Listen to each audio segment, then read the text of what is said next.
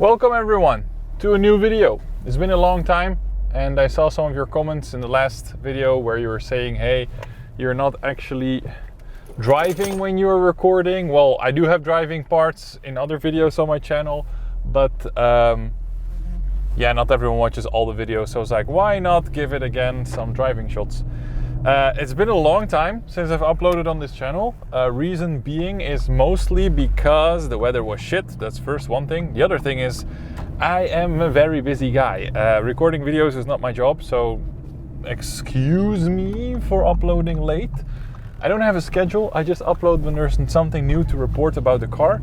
And since we're now at 80,480 kilometers on the RS3 8Y Sportback, I thought it would be a great timing to actually record an update, because a lot has happened in the meantime, which is worth mentioning, worth telling you about. Let's just say this car isn't cheap. It's a hatchback, yeah, it's a fast car, blah blah. It's just an A3 on steroids. It is, but let me get into the details. Let's split this video up in a couple of parts. One part is going to be, of course, a general update on how has the car been, is it still good, reliable, problems, issues, stuff like that, and what the costs are regarding those issues, costs, problems and whatever. And there is one part where I did some additional modifications to the car. So I did some small mods. As I said, I wanted to go all out on this car. In the meantime, stuff has changed. There will be an update video on what's cooking, but for now I'm going to keep the RS3 at least for another year or two, but I think I will stop modifying it. I say think because I know myself, if the first opportunity, financial opportunity arises where I'm like, oh, I have some extra cash to spare, I most likely put it in the car. Let me take you over what happened since the last video with this car and what kind of modifications we did. So what's the fun stuff, the good stuff. I'm not sure if you can hear this. Can you hear that? Can you? I'm not sure. Let me put it into sport. Let me do that one more time. Maybe you can hear it in the video. Maybe. If not, I'll also record some shots from the outside. I'm alone, so that's kind of tricky. 80,480 kilometers on the Audi RS3. What went wrong since the last video? Well, not a lot actually, but expensive things went wrong. For example, the front discs and brake pads actually, well, the discs, they got deformed due to heat, apparently. I was driving towards the Balkans in the summer, doing Autobahn runs on high speed, and I noticed that the brakes were not functioning as the way they should. So they started vibrating a little bit. After my holidays, I came back and they had to replace the discs under warranty. They said it was a factory failure of the part. What do you think? An RS model doing top speed runs on the Autobahn, heavy braking, stuff like this. Should those brake discs and pads be able to cope with that? The thing is meant to be driven on the Nürburgring as well. So I was like, hey, if you make all these videos about Nürburgring pack and whatever, then your brakes have to be okay. So I'm like, don't know really about that, but it was a 4,000 franc replacement that I didn't have to pay for, that was covered by Audi. So that's 8K in brakes in 2 months after getting replaced. The 4K I didn't pay for under warranty, under my service package in Switzerland, and then the second one again under service package / warranty. So I didn't pay for it. However, if this was a private purchase, they most likely would have said, oh yeah, you warped your brakes somehow, not our problem, and you'll have to pay the full shebangs again.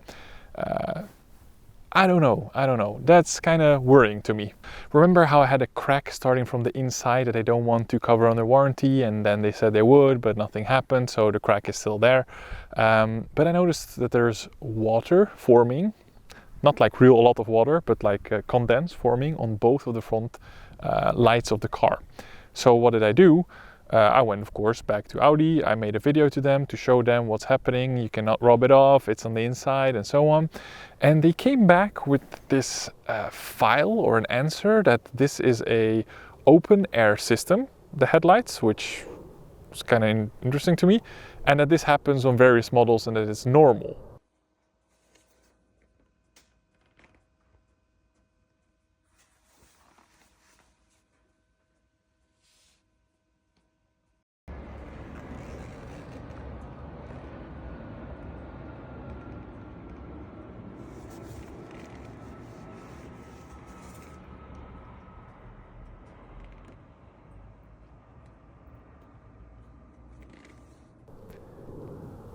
I'm not so sure it's normal that you have water or condense inside of your headlights, but let's, you know, you can be the judge of that. I'll show you the video of the headlights, and I'll also show you the correspondence I had with AMAG or Volkswagen Group Switzerland that shows you then what they or how they deal with these kind of cases under warranty.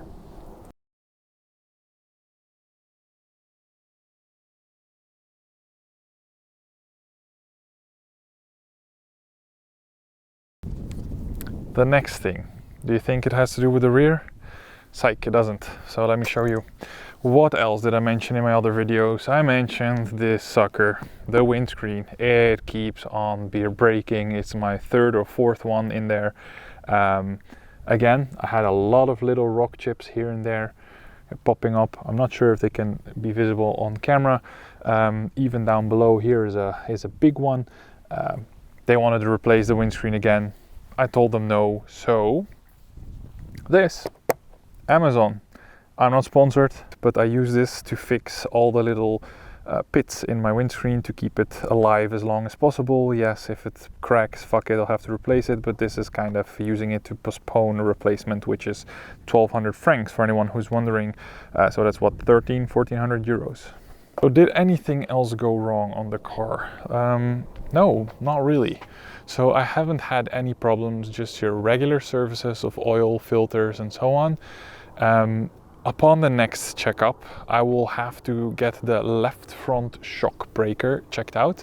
I have a feeling that somehow it's making a little bit of a knispering noise when turning into hard corners, so that might have been gone, or maybe is on the edge of going. So I'll have them check that out on the next big service. The other thing that I noticed is on the cold start, a little vague ticking sound. Sometimes is there, sometimes is not. Ticking noises from the engine is not really something I feel comfortable with, so I'm gonna have them check that out as well. At 100,000 kilometers, my warranty expires and also my free maintenance package. What I'm gonna do is, before I reach the 100,000 kilometers or the end of 4 years, which will be August next year, I'm gonna have a separate garage, Amstec Motors in Switzerland. I'm gonna make an appointment with them and ask them to completely check the engine, the state of the engine, the gearbox and everything of the car, so that if they say after the last big service under warranty that the car is in okay condition and something fails 5,000 kilometers later, that I can actually avoid that and tell them, hey, this part is about to go already, so you technically have to replace it under the warranty still. So I'm going to get a second opinion before the warranty expires, so I know that the car is in 100% technical okay state. But yeah, a small little ticking noise on cold start when it's like -X, that's kind of worrying. It's on the left side of the engine, so maybe chain tensioner, something in that direction, or maybe something down below at the turbo. I don't think so. It's most likely the chain or the chain guiders and stuff like this. I installed a APR open air intake. It gives you a little bit more horsepower and a lot more airflow. Didn't buy this for the performance. I bought this because it sounds fucking amazing. Like, driving this thing, the blow off sound is just crazy. The intake sound is just crazy. It looks super awesome. It's a complete carbon intake, and of course it runs all the way down to the turbo. So it is the full turbo inlet system from APR. It was on Black Friday and I was like, I need to have this. So I got this from Ibrahimi Motorsport in Switzerland, and they also installed it for me for a very good price. So that's one of the modifications I did. I'm going to give you some driving shots and some audio shots from outside on this modification. It's huge, as you can see. Literally, it's bigger than my hand. My hands are huge. I'm 6'5", 6'6", something like that. So you can imagine that my hands are also pretty huge, and this thing is just insane. Recommend it. The sound you get from this is just awesome. So then we move on to the back. What did we install on the back? I'm on winter rims, by the way, because it's been crazy snowing in Switzerland this year. So I mean, in Switzerland we always go winter tires, winter rims. Remember how I had already this back diffuser? It was missing something. It was so wide and then it went so narrow, and I was doubting about these side flaps, but I put them on anyway, and I'm glad I did, because the overall picture just looks way better than it used to before.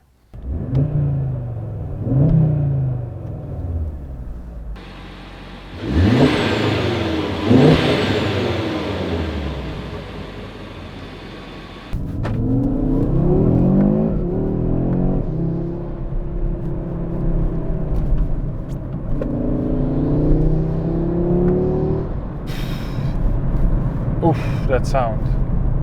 That sound though. That sound though. Jesus fucking Christ.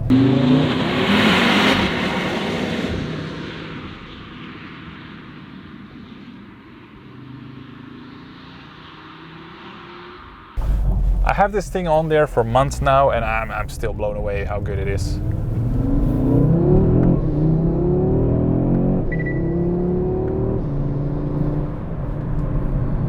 I'm gonna slow down a bit here.